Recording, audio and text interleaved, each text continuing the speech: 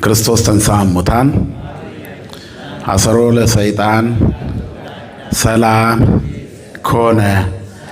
የትንሣኤያችን በኩር ፍጥረት ሁሉ ጌታ መድኃኒተ ዓለም ኢየሱስ ክርስቶስ ሙስና መቃብርን አጥፍቶ ሞትን ድል ነስቶ መግነዝ ፍቱልኝ መቃብር ክፈቱልኝ ሳይል በሞቱ ሞትን የሻረ አምላክ በትንሣኤው ይህንን ታላቅ ኃይልና ክብር ስላጎናጸፈን ክብርና ምስጋና በድጋሚ ለስሙ ይሁን። እንኳን አደረሳችሁ። እንኳን ለብርሃነ ዕርገቱ አደረሳችሁ።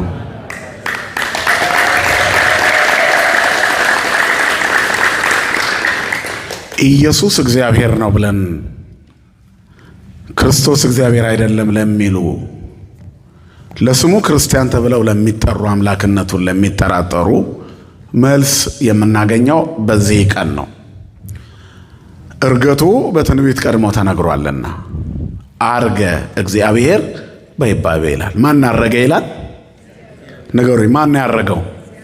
በቃ ወአልቦ ዘአርገ ውስተ ሰማይ ዘእንበለ ዘወረደም ሰማይ ወልደ እጓለ እመሕያው ዘውእቱ ክርስቶስ ይላል። ዘውእቱ ይነብር ውስተ ሰማይ፣ ከሰማይ ከወረደው በቀር ወደ ሰማይ የወጣ ማንም የለም፣ እሱም የሰው ልጅ ነው በሰማይ የሚኖረው ብሎ ተናግሯል። ማንም አልወጣም። ዳዊት ደግሞ ይህንን አስቀድሞ በትንቢት ወደ ሰማይ በይባቤና በመለከት ድምፅ ወጣ ይላል። ማን ነው የወጣው? ንገሩኝ። ማን ነው? ኢየሱስ ነው የወጣው። ስሙ ለዘላለም የተመሰገነ ይሁን። ኢየሱስ ክርስቶስ ወደ ሰማይ ወጣ። ኢየሱስ ማን ነው? አይዟችሁ። ኢየሱስ ማን ነው? እግዚአብሔር። አንዱ ጥቅሳችን ይሄ ነው። ወተንሥአ ብለን እግዚአብሔር እንላለን አይደል? ከእንቅልፍ እንደሚነቃ ነቃ፣ ከሞት መነሳቱን ለመናገር አርገ ሲባል እግዚአብሔርን ነው። ከዚህ ሁሉ አስቀድሞ ደግሞ ዮሐንስ ቃል ማን ነው አለ? ንገረኝ እንጂ። በመጀመሪያ ቃል ነበር፣ ቃልም በእግዚአብሔር ዘንድ ነበር፣ ቃልም እግዚአብሔር ነበር ይላል። ከዛ ቃልም ሥጋ ሆነ ጸጋና እውነትን ተሞልቶ በእኛ አደረ። ማን? ቃል። ቃል ማን ነው? እግዚአብሔር ነው። ስለዚህ ዕርገት አንዱ መልስ ነው። አንዱ መልስ ነው። ኢየሱስ እግዚአብሔር የእግዚአብሔር ልጅ እግዚአብሔር ለመሆኑ አንዱ መልስ ነው እና በዚህ እንድንኖር እግዚአብሔር ይርዳን። እንደው ግራ እናገኝ መንገራገጭ እንዳይኖር ብለን ነው እንጂ እኛ የምንማረው የምናምነውን ልናምን ሳይሆን ያመንነውን ነው እንድንኖረው ነው። ኦርቶዶክሳዊ ስብከት ሰው መንፈሳዊ ቁመና እንዲኖረው ለማስተካከል ነው። የተከረከመ ሕይወት እንዲኖረን የተስተካከለ ሕይወት። ክርስቲያን በየቀኑ ይከረከማል፣ ይዘጋጃል አይደል? እንዴ ነው ጸጉራችን ሲያድግ እንሄዳለን ጸጉር ማስተካከያ፣ ጎፈሬያችን እንዳይበዛ። ሴቶቹን አይደለም ያልኩት፣ እናንተ ገዝታችሁ ልትቀጥሉም ትችላላችሁ። አጠረ ብላችሁ የእግዚአብሔር ስጦታ አጠረ ረዘመ የሚባልበት ሆኖ ሳይሆን በሰውነታችን ክፍል እየተስተካከለ የሚኖር ማንነት አለ። አንዱ ጸጉር ነው። በሰውነታችን ክፍል በነፍሳችን ደግሞ በየጊዜው የሚስተካከል ማንነት አለ። እሱም ኃጢአት የሚያጎብጠው ክፍላችን ነው። ኃጢአት ሲያጎብጠን ተከርክመን ምን እንላለን? ቀና እንላለን። ያጎነበሰው ቀና የሚልበት መንገድ ንስሐና ቅድስና ነው። ቅርጽ መያዝ አለብን ማለት ነው። ለዚህ ነው የምንሰበከው። ዘንበል ስንል መንገድ እንድንይዝ እንድናስተካክል። የቅዱሳት መጻሕፍት አስፈላጊነት ሰዎች ሕይወትን እንዲኖሩት ነው። ዛሬም አመኑ ሞቱ ብለን በጥቅስ የያዝናቸው አባቶቻችን መንገድ ማሳያ ናቸው እኮ፣ ወደ እግዚአብሔር የሚያሳዩን ናቸው። እነሱ የሄዱበት መንገድ እንድንሄድ አስምረው መንገዱን የሰሩ ናቸው። በቃ መከተል አለብን። እግዚአብሔርን የምናገኘው እነሱ በሄዱበት መንገድ ስንሄድ ስለሆነ ነው። ተነስታችሁ ጂፒኤስ እያያችሁ አይደለም የምትሄዱት ወደ ቤታችሁ። በዚያ ጥምዝዝ በዚህ በኩል ግባ። ከሳታችሁ ምንድን ነው የምትሆኑት? በቃ ትጠፋላችሁ። የቅድስና ሕይወትም ይሄ ነው። ክርስቲያን መንገድ ሲስት ይጠፋል። መንገዱን ሲጠብቅ ምን ይሆናል? ይድናል። ያንን መንገድ ለመጠበቅ ደግሞ የቀደሙ አባቶቻችሁ የሄዱባትን መንገድ ተመልከቱ። የቀደመችው መንገድ ጠይቁ፣ ከወዴት እንደሆነች ይወቁ፣ በሷም ተመላለሱ። አባቶች በሄዱበት መንገድ ተመላለሱ እንድንስተካከል። ስለዚህ ጥቅሶች የሚጠቀሱት እንዳንዛነፍ ነው፣ እንዳንስት፣ መንፈሳዊ ዝለት እንዳያጋጥመን፣ ከእግዚአብሔር ጋር ያለንን መጣበቅ እንዳያላቅቅብን፣ ደርሰን ጫፍ ላይ እኛ መድረሳችንን ሳናውቅ እንዳንስት። ስለ አርባሃራ ገዳም የሚነገር ታሪክ አለ። አርባሃራ ማለት አርባዎቹ ሰራዊቶች ማለት ነው። ይሄ ነገር በዚያ በገዳሙም ይተረካል። አርባዎቹ ሰራዊቶች የክርስቶስ ሰራዊቶች ማለት ነው። ሱባኤ ገብተው እስከ አንገታቸው በውሃ ቆመው ይጸልያሉ። አንድ ቀን ሲቀራቸው አንደኛው ደክሞት ወጣ።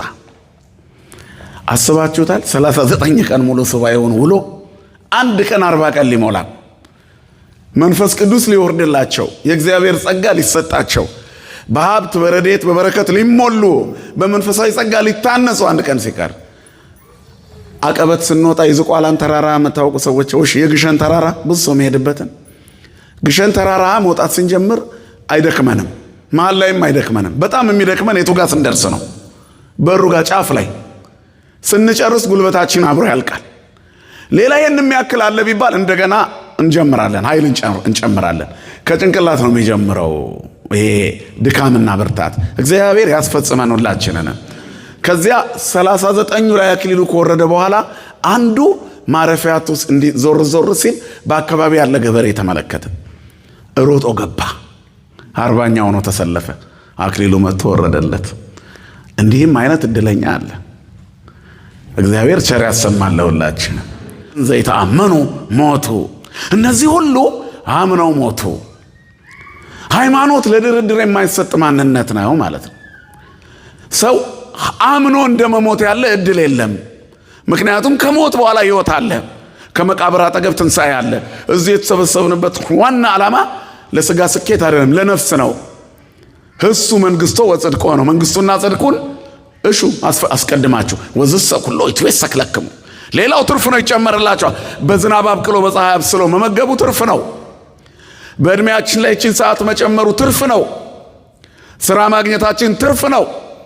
በባዕድ ሀገር በሞገስ መመላለሳችን ትርፍ ነው። ይሄ ሁሉ የሚጠፋ ነው።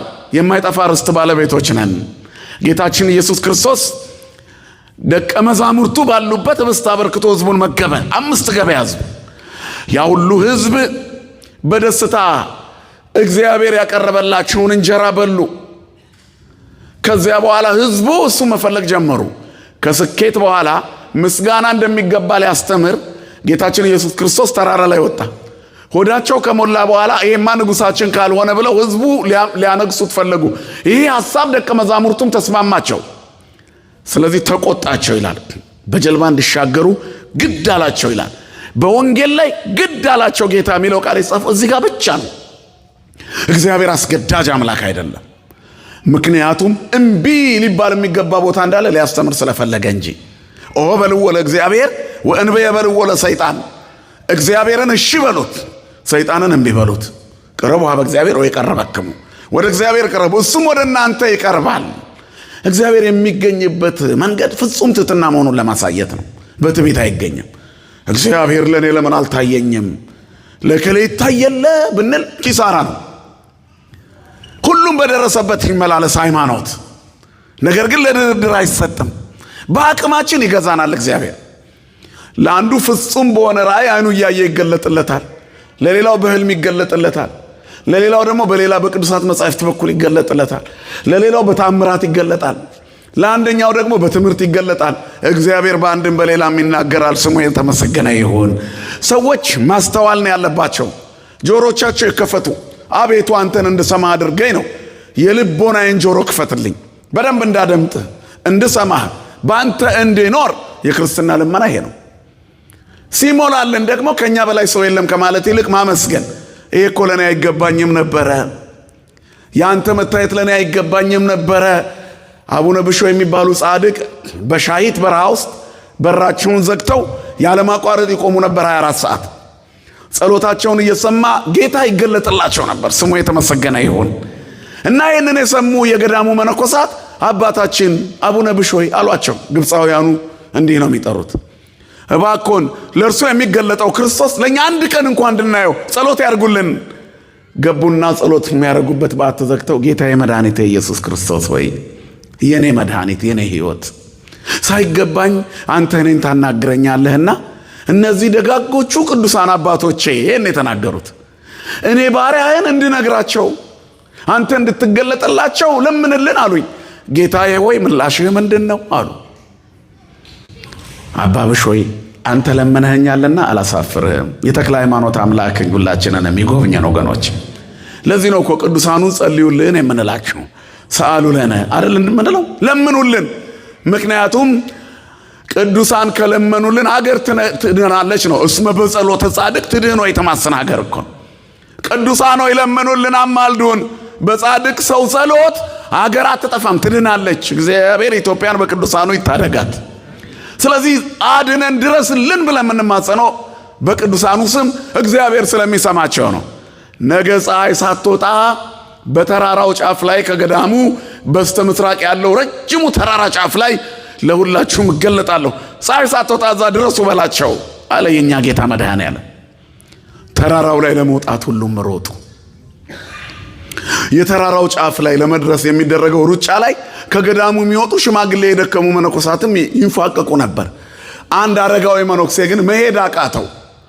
እናም እባካችሁ ውሰዱኛ፣ ኧረ ሰውነቴ መደገፍ አቅቶኛል፣ በዚህ ሙቀት እንደገና ተራራ ሰው ይሸሉታ እንደምንም ና እያሉ አልፈውት ሄዱ። ያን ሽማግሌ አባ ብሾይ መጨረሻ ሲመጡ ያን ሰው ሲንፋቀቅ አዩት። ና ጌታዬ የምችለውን ያህል መንገድ ላግዝ እየተጋገዝን ብለው ተሸከሙት። አይ ይሄማ ቀላል ነው አደርሰዋለሁ አሉ ይላል። ከዚያ መራመድ ሲሞክሩ እግራቸው አልነቃነቃለ። ያ የተሸከሙት ቀላል የሚመስለው ሽማግሌ ማንም ተሸክሞት ሊነቃነቅ የማይችል ከባድ ሆነ። ደንግጠው ምንድነው ነገሩ ብለው ሲያዩ ወደ ላይ እሱን ከማየታቸው በፊት በአቧራ የተለወሰው እግሩ ላይ አንድ ነገር አዩ። የተበሳ የችንካር ምልክት አዩ። ቀና ብለው ሲያዩ እንደ ፀሐይ ያበራ ነበር። አይናቸው ማየት አቃተው። ተሸክመኸኛልና ስጋ አይፈርስም አጥንት አይሰበርም ብሏቸው ተሰወረ። ተራራው ጫፍ ላይ ሲደርሱ ነግቶ ነበር። መነኮሳቱ ተከምረው የታላሉ አልፋችሁት ልታዩት ለምን ትናፍቃላችሁ? ቅድም እኮ ያለፋችሁት ሽማግሌ ክርስቶስ ኢየሱስ ነው። ተራራው ጫፍ ላይ ሲንፏቀቅ የነበረው እሱ ነው። ማንም እድለኛ የለም በመሃላችሁ። ይህን እድል እኔው መልሼ እናንተ ባሪያ አገኘሁታል። እናንተ በዛ ቦታ ላይ ብትሆኑ ምን ያህል ይቆጫችሁ ይሆን? በጣም ያስቆጫል። ሌላም ብዙ ታሪክ አለ። ክርስቶስን ለማግኘት ትልቁ መንገድ ትህትና ነው። ትዕቢትን እግዚአብሔር አይወድም። ስለዚህ ሊያነግሱ ሲመጡ ግድ አላቸው። ከዚያ እነሱ ሄዱ በጀልባ፣ እሱ ተራራ ጫፍ ላይ ወጣ። ከዚያ በኋላ በማግስቱ ህዝቡ ሁሉ ተሰብስቦ ጌታዬ ወደዚህ መቼ መጣ አሉት። እንጀራ ስለበላችሁ ነው አይደል የፈለጋችሁኝ አላቸው። ታንኳ ተከራይተው በእግራቸው ቀድመው በሁሉ ዞረው ነው የቀደሙት። መቼ ነው እዚህ የመጣው? ስለበላችሁ ነው አይደል የፈለጋችሁኝ? ታዲያ ለምን እንፈልጋለን? አባቶቻችን በምድረ በዳ መና በሉ። አበዊክሙ ሰበሉ መና በገዳም ወሞቱ። አባቶቻችሁማ በገዳም መና በበረሃ በሉ ግን ሞቱ። ሞት ለማያሻግረው እንጀራ ለምን አትከተሉኝም አለ። እና እዚህ የተገኘ ነው ለሰማያዊ ጸጋ ነው፣ ለጽድቅ ነው። በማይፋቀው መዝገብ ላይ ስማችን እንዲጻፍ ነው። በሰማይ መዝገብ ልናዘጋጅ፣ ሌባ የማይሰርቀው ብል ነቀዝ የማያበላሸው ተስፋ ወይንም መዝገብን ለእናንተ አዘጋጁ። ዝግቡ ለክሙ መዝገበ ዘበሰማያት ሀበጻጼ እያማስነው ወይረክቦ ሰራቄ ነው። ሌባ የማይዘበላይሉ ሀሉ ይዋባሉ ክርስቶስ ወዳለበት ወደ ላይ አስቡ። ላይ ለይኩን ሊናክሙ ሊናችሁ በላይ ይሁን በሰማይ ያሉ ልብክሙ ልባችሁ በሰማይ ይሁን። እግዚአብሔር ለሰማይ ክብር ያብቃን ሁላችንን። ስለዚህ እዚህ ጋር ያለነው በሙሉ የኛ ምኞት አምነን መሞት ነው እና ሃይማኖት ትልቁ መነሻ ነው የአንድ ክርስቲያን። በቅዱሳት መጻሕፍት ምሪት ወደ እግዚአብሔር መንግስት ለመግባት መጀመሪያ በሐልወተ እግዚአብሔር ማመን ለክርስትና ዋጋ መስጠት ነው። ለድርድር አይሰጥም። ያለ እምነት እግዚአብሔርን ደስ ማሰኘት አይቻልማ። ወዘእንበለ ተአምኖሰ ኢይትካል ያስምርዎ ለእግዚአብሔር ነው። ያለ ሃይማኖት እግዚአብሔርን ደስ ማሰኘት አይቻልም። ሰው በጣም ሰብአዊ ሊሆን ይችላል፣ ደግ ሊሆን ይችላል፣ ሩሩ ሊሆን ይችላል። በዚህ ብቻ መንግስተ ሰማያት አይገባም። ሃይማኖት ያስፈልጋል። ምግባርና ሃይማኖት አይለያዩም። ስለዚህ ሰው በሃይማኖት እግዚአብሔርን ደስ ያሰኘዋል። በቅጠል ብቻ አንዲት ተክል እግዚአብሔርን ደስ አታሰኘውም። በሃይማኖት ብቻም ደስ አታሰኘውም። ምን ያስፈልጋታል? ፍሬ ያስፈልጋታል። ፍሬ ምግባር ነው። ሃይማኖት ቅጠል ነው። ቅጠል ምን ነው ሳሳ ሃይማኖት ያንሳል? አይደለም። አምነን ፍሬ ስለምናፈራ ነው። ስለዚህ ሃይማኖትን መነሻ አደረገው። ክርስቲያን በሃይማኖት ይለመልማል፣ በምግባር ያፈራል፣ መጨረሻ እግዚአብሔርን ያያል። ለዚህ ክብር ሁላችንን የሚያብቃን። ስለዚህ ይላል ሙሴ ከተወለደ በኋላ ወላጆቹ ያማረ ሕፃን መሆኑን አይተው 3 ወር ሸሸጉት። የንጉሥን አዋጅ አልፈሩም። ካደገ በኋላ የፈርዖን ልጅ እንዳይባል በእምነትም ቢያለ ከላይ ጀምሮ አቤልና ቃየል ለእግዚአብሔር መስዋዕትን አቀረቡ። አቤል ንጹሕ መስዋዕት በማቅረቡ በእምነት በእግዚአብሔር ዘንድ ቅቡልነት አገኘ። ኖህ መርከብን በእምነት ሰራ። አብርሃም የሚታይ የሚዳሰስ የሚጨበጥ በሌለበት ዘመን አምላኩን አመነ። አምላከ ፀሐይ ተናበበን ያለ እግዚአብሔርም ጻም ብሔርከ ወተፈለጠ ማዝማዲከ አለው። በእምነት እሺ ብሎ ካደገበት ቄ ከለመደው ሰፈር ወደ በረሃ ወጣ። ምንም በሌለበት ስፍራ በእግዚአብሔር አምኖ ቆመ። የለመነመችው ስፍራ ሰዶምና አካባቢዋን በጣም ያማረ ውሃ ያለባትን እንኳን የወንድሙ ልጅ ሎጥ እረኞቹ ሲጣሉ ወሰደበት። ድርቅ ያለ ሜዳ ላይ ብቻውን ሲቆም ይህንን ለርስት ሰጥቻለሁ እኔ ካንተ ጋር ነኝ አለው። በደረቀ ቦታ ላይ እግዚአብሔር አብሮት ስላለ አብርሃም በእምነት እሺ ያለ። የለመለመ ቦታ ላይ የተቀመጠው ሰዶምን የመረጠው ሎጥ ግን ምርጫው የራሱ ስለነበረ ከተማዋ የእሳት ዲን ሲዘንብባት ገላጣ ሜዳ ላይ ባዶ ተራራ ላይ የጣለው አብርሃም ብሪቱ በሱ ለምልማ በእምነቱ መጥቶ እንደገና ከዛ አውጥቶ አዳነው። ማን ይመስገን ወገኖቼ። ይሄ የእምነት ምልክት ነው። እነዚህ ሁሉ አለ አምኑ ወሞቱ ወኢረከቡ ተስፋሆሙ፣ ነገር ግን ተስፋቸውን አላገኙም። ኦሪት ነበረችና የአዲስ ኪዳኖቹ አባቶቻችን እነዚያን በቅድስናቸው በምግባራቸው ከሩቅ አይተዋት አዲስ ኪዳንን ናፈቋት። እስመ ብዙሃን ነቢያት ፈተው ይርአዩ ወይርእዩ አንትሙ ዘትርእዩ። ብዙዎች ነቢያት አባቶች ያዩ ዘንድ ፈለጉ እናንተ የምታዩትን፣ ነገር ግን አላዩም። ከሩቅ ተሳለመዋት፣ እናንተ ግን እድለኛ ናችሁ። እስመ ብፁዓት አዕይንቲክሙ ለርእያ ወአእዛኒክሙ ለሰምዕ። እነሆ አይኖቻችሁ ብፁዓን ናቸው፣ ጆሮዎቻችሁም ብፁዓን ናቸው። እግዚአብሔርን እንደ መስማት ያለ ብፅዕና የለም። ጸሎታችንም ሀበነ እግዚኦ አዕይንተ አእምሮ ወተኪያከ ራእያ ነው። አቤቱ የእውቀት አይኖች ስጠን አንተን ብቻ እናይ ዘንድ። ወአእዛኒነሂ ቃለ ዘባሕቲትከ ይስማ። አቤቱ ጌታ ሆይ ጆሮዎቻችንም አንተን ብቻ ይስሙ። ቃለ ዘባሕቲትከ ይስማ፣ አንተን ብቻ እንስማ። ዓለምን በማየት ከስረናል። ይህንን ዓለም በመከተል ሰውነታችን አለቀ። እድሜያችን በቁሳቁስ ከቁሳቁስ ኋላ እየተከተልን ባዶ ሆነን ባዶ ክርስቶስ ያደረገልንን ነገር ዘነጋን። ይሁዳን አስቡት። ይሁዳ የሳንቲም ከረጢት እየተከተለ ትልቁን አምላኩንና የከበረ ስሙን አጣ። እነ ጴጥሮስ ዛሬ በቅድስና ይጠራሉ፣ ይሁዳ በክህደት ይጠራል። የይሁዳ ግብሩ እንኳን ጧፍ ተለኩሶ ዓርብ ዕለት ይመታል። ለክርስቶስ ያለንን ፍቅር ይሁዳዊ ሐሳብ ሰውን አይደለም ግን ምን መታው ይዛን ከልብ አድርጉ። ለይሁዳ ወልዱ ወለውሉደ ውሉዱ ይደምሰስ የሚለው ቃል ይሁዳና ቤተሰቦቹ ይሙቱ አይደለም፣ ሰውየውን አይደለም። ሰውየውማ የለም። ይሁዳነት ከሃዲነት፣ እንደ ተስፋ እንደ ተልባ ስፍር የሚንሸራተት የባልንጀርነት ውሸት፣ ከሃዲን እግዚአብሔርን መሸጥ፣ ሃይማኖትን መካድ፣ ማይተም መበጠስ ከነዘር ማንዘሩ ከኛ ይነቀል። አለማመን ይራቅ። ስመዚአከ ይስማ ሞት ይደንግጥ ወቀላያት ይሰጠቃል። ስምህን ሰምቶ ሞት ይደንግጥ። ይሁዳ ሞት ነው። አለማመን ይራቅ። ይሁዳነት አለማመን ነው። ወንጀለኛ ይቸገር። ይሁዳነት ወንጀል ነው። 3 ዓመት ከ3 ወር ጸጋውን አፍሶበት ያስከተለው መድኃኒቱን ሸጠ። ከዚህ ይሰውረን መድኃኔዓለም። ስለዚህ እነዚህ ነገሮች ሁሉ ሰው ከሃይማኖት ሲወጣ የሚያደርጋቸው ናቸው። ወንድምን መግደል፣ ቅናት፣ ጥቅም ያገኝ፣ መርዝ ያላቸው የፍጥረት ወገኖች ሁሉ ይበተኑ። መርዝ የሚያረክስ ስም ክርስቶስ ነው። ስሙ የተመሰገነ ይሁን። ከስሙ ሁሉ በላይ የከበረ ስም፣ ከማርና ከስኳር የበለጠ የሚጣፍጥ ስም ስመ እግዚእነ ኢየሱስ ክርስቶስ ይጥዕም ማዕሮ ሶከር ማዕረሰ ወሶከረሰ ወሶበ ይበልዑ ይጸግቡ። ስመ እግዚእነ ኢየሱስ ክርስቶስ ይጸገብ። ማርና ስኳር ተበልቶ ይጠገባል፣ የክርስቶስ ስም አይጠገበም። ክርስቶሳዊ ክርስቲያን አምኖ እስከ መጨረሻ ይተወቅታ ድረስ ልዩ ሶስትነትን እንመን። በክርስቶስ ክርስቲያን፣ በወልድ ውሉድ፣ በመንፈስ ቅዱስ መንፈሳውያን ተብለን ለመኖር ሁላችንን ያብቃን። አባት የሆነውን እግዚአብሔርን የሰጠንን ፍቅር ክርስቶስን የምንቀበልበት መንገድ ባገኘነው የሥላሴ ልጅነት ጸንቶ መቆየት ነው። እግዚአብሔርን የሚወዱ በሕጉ ይኖራሉ። ትወዱኛላችሁ? ከወደዳችሁኝ ምን አድርጉ አለ ጌታ። ብትወዱኝስ ምን አድርጉ አለ? ንገሩኝ ጮክ ብላችሁ። በቃ ትእዛዛቱን እንድንፈጽም ይወዳል። ስሙ የተመሰገነ ይሁን። ስለዚህ አምኑ ወሞቱ፣ ትእዛዙን ጠብቀው ሞቱ። አምኑ ወሞቱ፣ ማይተባቸውን ሳያላሉ ሞቱ። አምኑ ወሞቱ፣ እየዘመሩ ሞቱ፣ እያስቀደሱ ሞቱ። አምኑ ወሞቱ ዛሬ ድረስ አለ። ስለዚህ ዛሬ የምናከብራቸው ቅዱሳን እንደ ደመና ሰፍረውልናል ዙሪያችንን ይላል። እነዚህ ሁሉ አምነው ሞቱ። አቡነ ተክለ ሃይማኖት ፍልሰታ አጽማቸው ነው። አምነው ስለሞቱ ከሞቱ በኋላ ከ56 ዓመት በኋላ አጽሙ ይፈልሳል ተብሎ ቃል ኪዳን ተሰጥቷቸው ነበር። ጊዜውን ጠብቆ አጽማቸው ወደ ቤተ መቅደስ ገባ። በደብረ ኤላን ደብረ አስቦ ጦር ተክለው 29 ዓመት ተጋድለዋል። ወደ ደቡብ ኢትዮጵያ ሄደው ሙቶሎሚን አጥምቀውታል።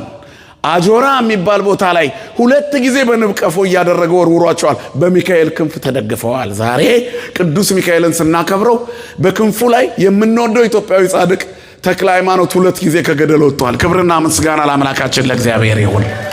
ስሙ ሚካኤል እስራኤላውያንን በምድረ በዳ የመራቸው፣ መና ያዘነበላቸው፣ ባህር የከፈለላቸው፣ ስሜ በሱ ላይ ተጽፏልና መልአኩን አድምጡት ብሎ እግዚአብሔር በሙሴ አፍ ለእስራኤል የነገራቸው ስም እግዚአብሔር የተጻፈበት ሚካኤል ጠባቂያችን ነው። ስሙ የተመሰገነ ይሁን። ያለነው በቅዱስ ሚካኤል መቅደስ በዕለተ ቅዱስ ሚካኤል የተክለ ሃይማኖትን ፍልሰታ አጽም ስናከብር ቅዱስ ሚካኤል የሌለበት ቦታ የለም። ቅዱሳን አባቶቻችን በሙሉ በመላእክት ድጋፍ ይኖራሉ። ብቻቸውን አይችሉም። ዝም ብላችሁ አስቡ። አዳም ከገነት ከተባረረ በኋላ በነበረው ህልውና ውስጥ ሙሉ ለሙሉ እንዳይጠፋ የጠበቁት መላእክት ናቸው ይላል ገድለ አዳም። ያዕቆብ ከእግዚአብሔር ጋር ሲነጋገር የነበረው መላእክትን እያየ ነው። መላእክት ያናግሩት ነበር፣ በህልምም ይገለጡለት ነበር። ከያዕቆብ እንበልጣለን እኛ። ሙሴ እስራኤልን ሲመራ ቅዱስ ሚካኤል ከፊቱ ነበር። መርሆሙ መዓልተ በደመና ወኩሎ ሌሊተ በብርሃነ እሳት። 7ቱ ደመና 2ቱ ከፊት 2ቱ ከኋላ በግራና በቀኝ ከታች ተነጥፈው 7ቱ ደመና በግራና በቀኝ ከታች ከፊትና ኋላ 7 ደመና ነበር የሚመራቸው። በዚህ ሁሉ መንገዱ ሳይቃጠሉ ይሄዱ ነበር። ይሄን ሁሉ ማን ያከናውን ነበር? መጋቤ ብሉይ ቅዱስ ሚካኤል። በረከቱ በሁላችን ላይ ይደረብን። ስለዚህ ቅዱሳን መላእክት የግድ ያስፈልጋሉ። በሐዲስ ኪዳን እንኳን የመጀመሪያው የትንሣኤ ቀን ለብስራት ነበሩ። ጌታ ሲወለድ ነበሩ። በእያንዳንዱ የሰዎች ጉዞ ውስጥ አሉ። ጻድቃን፣ ሰማዕታት፣ ቅዱሳን አባቶቻችን ሁሉ በተጋድሎ በሚሄዱበት ጉዞ ውስጥ መላእክት አብረዋቸው አሉ። እስመ ለመላእክቲሁ ይእዝዞሙ በእንቲአከ ከመ ይቀቡከ በኩሉ ፍናዊከ። መላእክቱን ስላንተ በሕይወት መንገድ ሁሉ ያዛቸዋል። ብቻችንን አንችልም። ዳንኤል እግዚአብሔርን የማናገር ችግር አልነበረበትም፣ ግን ቅዱስ ሚካኤል ይረዳው ነበር። ከሚካኤል በቀር የሚያጽናናኝ የለም። እነ ቅዱስ ጴጥሮስ መንፈስ ቅዱስ ከወረደላቸው በኋላ እንኳ መልአክ ነው ከእስር ቤት እየከፈተ እስር ቤቱን የሚያስወጣቸው። የእግዚአብሔር መልአክ ከፊታችን ካለ በሩ ልክ እንደ አውቶማቲክ አሳንሰር ይከፈታል። አውቆ ተከፈተላቸው የሚለው ቃል ደስ አይልም? አሁን ያለው የዚህ ዘመናዊ በር እዚህ እናንተ ሀገር ላይ እኛም ሀገር አለ እና ስትሄዱ ልክ እናንተን ሲያይ ጥላ ሲያገኝ ምን ይሆናል? ይከፈታል። ልክ እንደዚህ የተቋጠረው ሰንሰለት ቅዱስ ሚካኤል ቅዱስ ገብርኤልን ሲያይ ብጥስጥስ ብሎ ወደቀ። ክብርና ምስጋና ለአምላካችን ይሁን። ሰንሰለቱ ከእግራችን የሚበጠሰው በዚህ ሲሆን፣ ይህንን ሁሉ ግን ምን ያመጣዋል? እምነት። ወዘእንበለ ተአምኖሰ ኢይትካሀል ያስምርዎ ለእግዚአብሔር። ያለ ሃይማኖት እግዚአብሔርን ደስ ማሰኘት አይቻልም። ሃይማኖት ነው፣ ለድርድር አይሰጥም። አትከራከሩበት በዚህ ሃይማኖት። ሃይማኖታችሁን የሚነካባችሁ እንኳን ቢኖር ከጥቅስ የበለጠ እናንተ ጥቅስ ናችሁና አማትባችሁ አስወግዱ። አትዩ። ሃይማኖት እሰ ጥይቅቲቲ ለዘይሴፋዋ። ለባለ ተስፋኛይቱ ተገቢ የተረዳች ናት። አይ ባለ ተስፋ አይደለውም ካልክ ሂድ፣ ካለበለዛ ግን በሃይማኖት ክርክር የለም። እየሰማችሁ ነው አይደል? ለራሳችን ነው። ጣይሙ ወታይምሩ ከመሄር እግዚአብሔር ብለናል እኮ።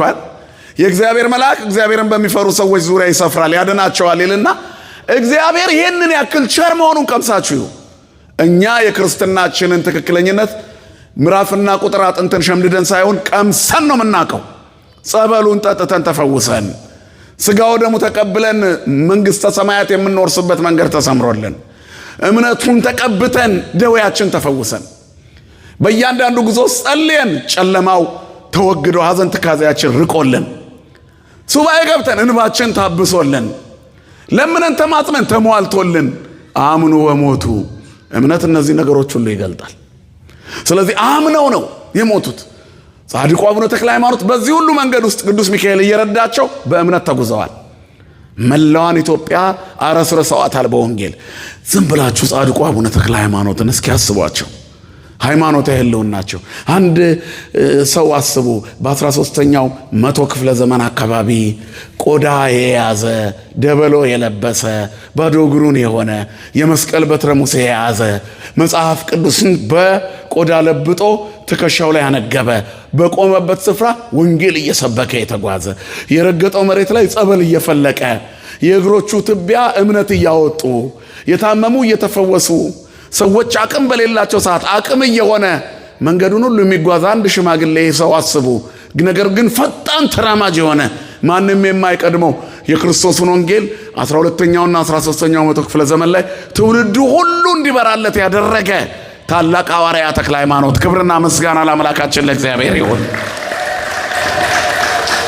የባረኩት ውሃ ጸበል የሚሆንላቸው፣ የረገጡት አፈር እምነት የሚሆንላቸው፣ ያሳለሙት ድዊ የሚፈወስላቸው፣ በጸሎታቸው ልቡሰ ሥጋውን ጋኔን በአካል በግዝፈት እስከ መርቀቅ የደረሰው ሰው ነው ልቡሰ ሥጋ ጋኔን። በነገራችን መልሶ በግዘፍ ይዘው የሚያጠምቁ ወደ ሰውነት ክብሩ ወደ ነበረበት ተፈጥሮ የሚመልሱ ጻድቅ አባት አምኑ ወሞቱ ከሚባሉት ይመደባሉ። እሳቸውም ሞትን ቀመሱ፣ አምኑ ወሞቱ። በዛሬው ዕለት የምናስባቸው እነ ክርስቶስ ሰምራን፣ ቅድስት ክርስቶስ ሰምራ የዚህን ዓለም ሕይወት ኖራ መጨረሻ ላይ ኩሉ ከንቱ የሚያስብል መከራ በሕይወቷ የደረሰ በተጋድሏ የጸናች መጨረሻ ላይ የመነነች የወንጌልን መንገድ የተከተለች አሰረ ወንጌል ዴገነት እንሌለ ተከተለች። እነዚህ ናቸው አምኑ ወሞቱ የሚባሉት። ዮሐንስ አፈወርቅን አስቡት። የዘመነ ሊቃውንት መናኛ አባት፣ የዓለሙ ሁሉ መምህር፣ የክርስቶስን ታላቅነት የሚመሰክር የአውዶክሲያን የስደት መከራ የተቀበለ በእያንዳንዱ መከራ ውስጥ ግን እግዚአብሔር ከእርሱ ያልተለየ ሐዋርያ። ትርጉሞቹ ያስተማራቸው ትርጓሜዎቹ ቅዱስ ዮሐንስ አፈወርቅን የሚያህል የትርጓሜ መጻሕፍትን የጻፈ የለም በዛ ዘመን በነበሩ አባቶች። በርካታ መጻሕፍትን ለኢትዮጵያ ቤተክርስቲያን ያበረከተ ወንጌልን አንድምታና ትርጓሜ በዛ ዘመን ጽፎ የሰጠን አባት፣ በረከቱ በሁላችን ላይ ይደረብን። ዛሬ እሱን የረፍት መታሰቢያ እናስባለን። አምኑ ወሞቱ። እነዚህ ሁሉ አምነው ሞቱ። ደጋጎቹ አባቶቻችን ቅዱሳን ሁሉ አምነው ሞቱ። ምን ያስተምሩናል? እነዚህን ሁሉ የምናያቸው እኛ ማምነን ለመሞት ነው። ለዚህ ነው ጸሎታችን አቤቱ እስከ መጨረሻይቱ ሕቅታ ድረስ ልዩ ሶስትነትን ማመንን ጠብቅልን።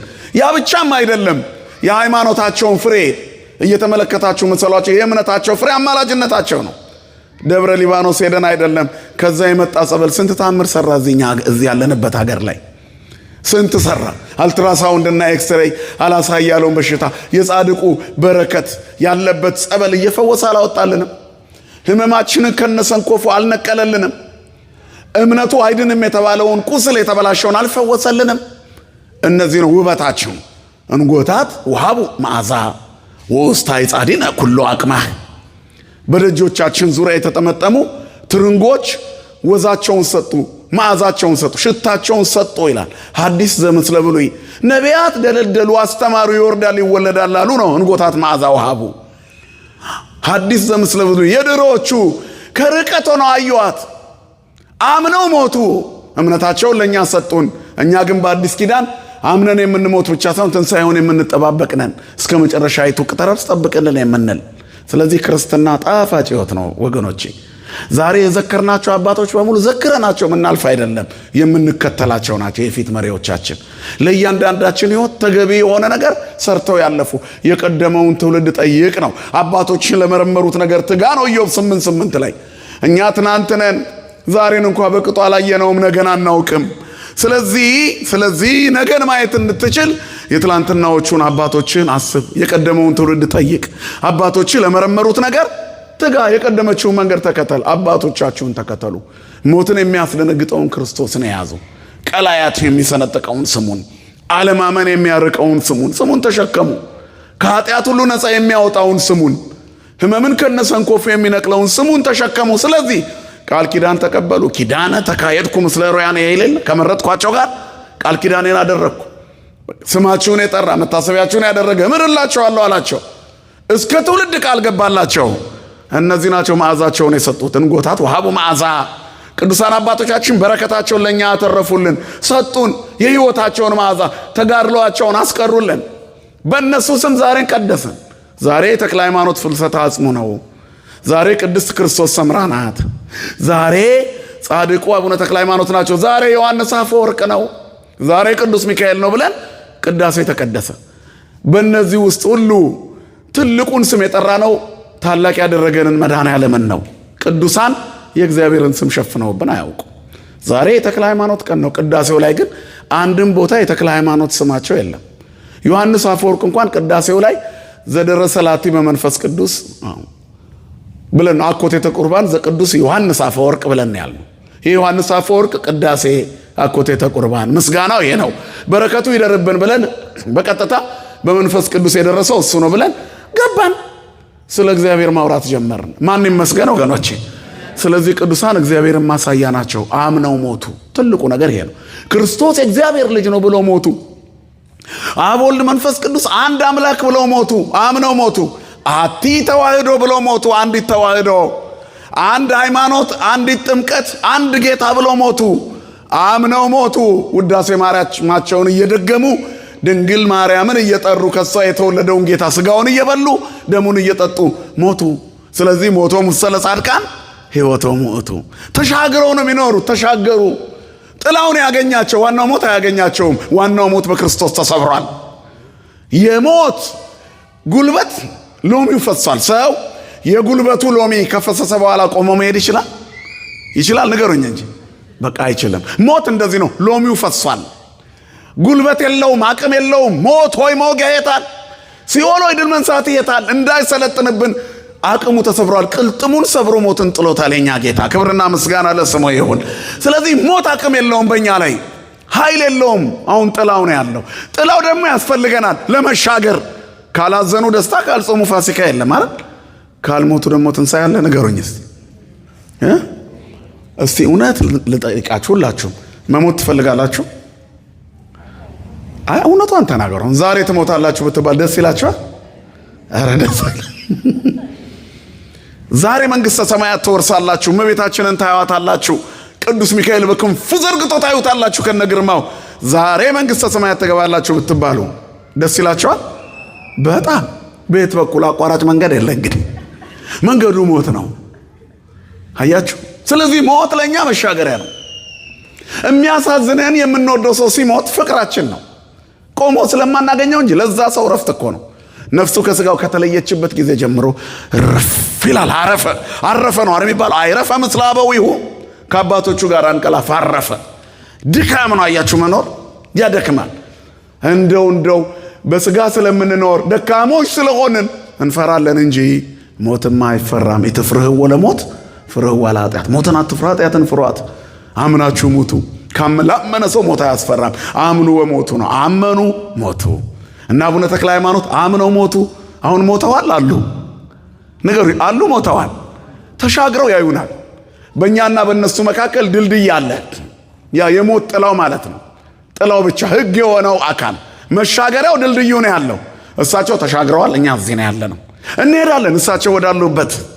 ምክንያቱም ያመኑትን አምነን እየኖርን ነው። የቆረቡትን እንቆርባለን። ያስቀደሱትን ቅዳሴ እኛም እያስቀደስነው ነው። ከሰማይ ያዩትን ማይጠንት መጥተው ነግረውናል። ኢትዮጵያዊ ሱራፊ፣ ሰማይ ምድራዊ መልአክ፣ የሰማይ ቤተሰብ እኮ አድርገውናል እኔና እናንተን።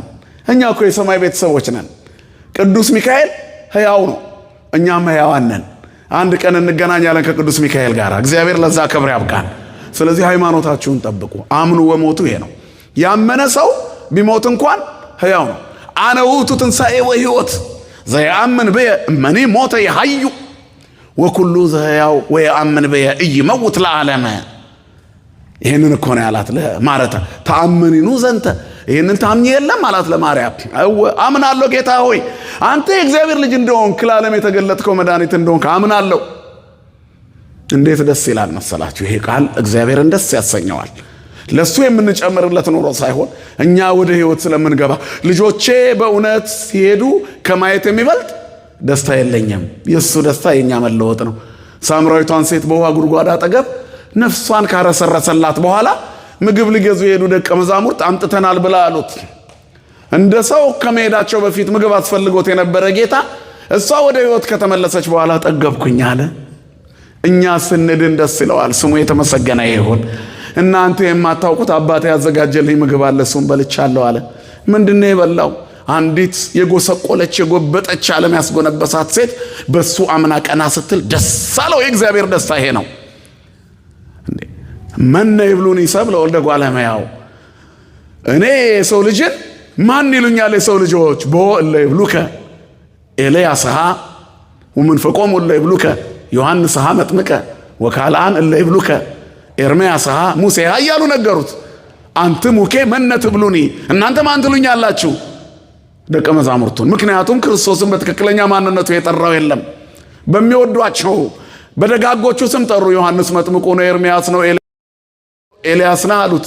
ዮሐንስ መጥምቁ ነው አሉት።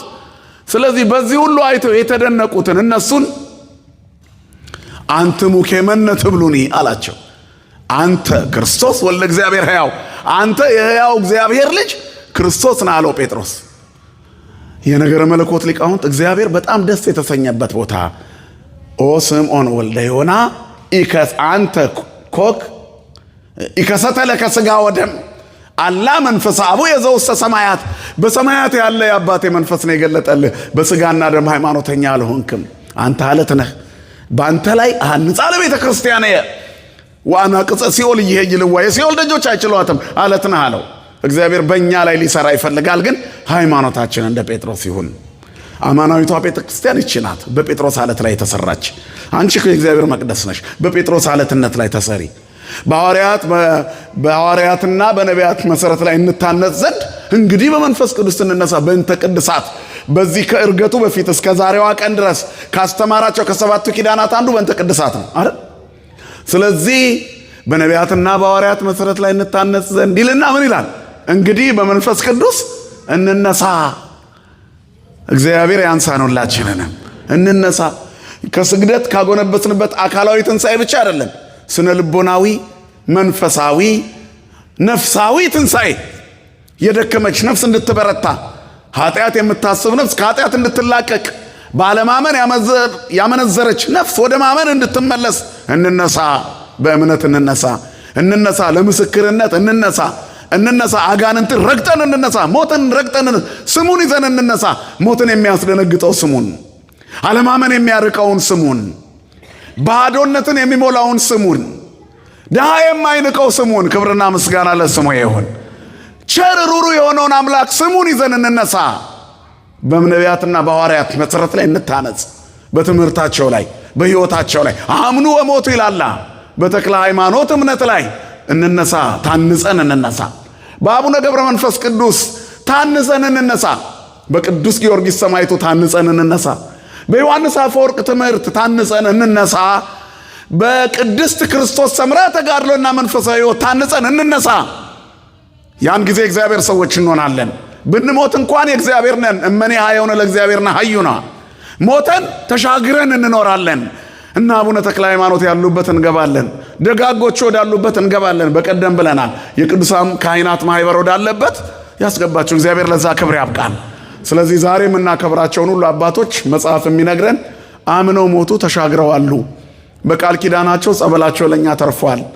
አቡነ ተክለ ሃይማኖት አረፉ ብለን እናከብራለን። ነገር ግን ጸበላቸውን ጠጥተን ዛሬም እንድናለን። ምክንያቱም ከኛ ጋር ናቸው። ሞቶም መሰለ ጻድቃን ሕይወቶም ወረፍቶም ይለዋል። ስለዚህ እነሱ ከስጋዊ ድካም አረፉ እንጂ ስራቸው አይቋረጥም። በቃል ኪዳናቸው እግዚአብሔር ሁልጊዜ ከኛ ጋር ይሰራል። የደጋጎቹ አባቶቻችን በረከት ይሄ ነው። መዓዛቸው ይሄ ነው። እንጎታት ወሀቡ መዓዛ።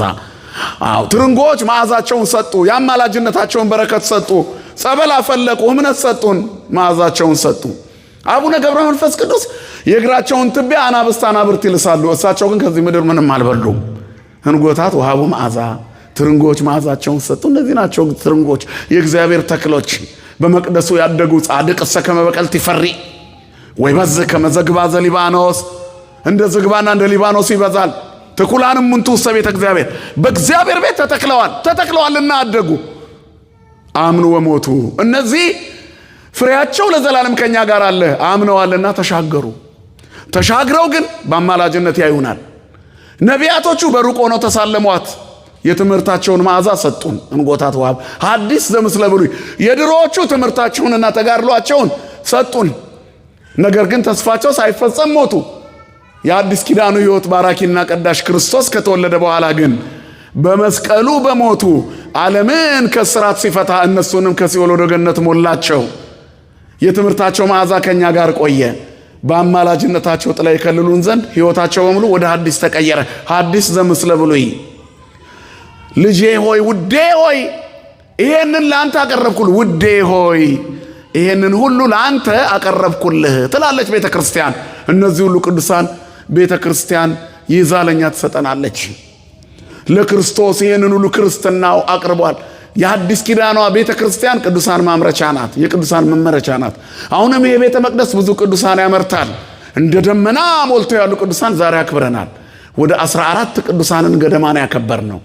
9 የሚሆኑት ቅዱሳን ዓመተ ክብራቸው ነው ዛሬ ስንክሳር ስታዩ። ወደ 5 የሚሆኑት ደግሞ ወርሃዊ ክብራቸው። እነዚህ ሁሉ ቅዱሳን እንደ ደመና ሞልተውናል። አምነው የሞቱ በረከታቸው ይደረብን፣ አማላጅነታቸው አይለየን። እኛም አምነን ለመሻገር ያብቃን። ክርስቶስ ተንሥአ እሙታን አሰሮ ለሰይጣን ሰላም ኮነ። ወስብሐት ለእግዚአብሔር።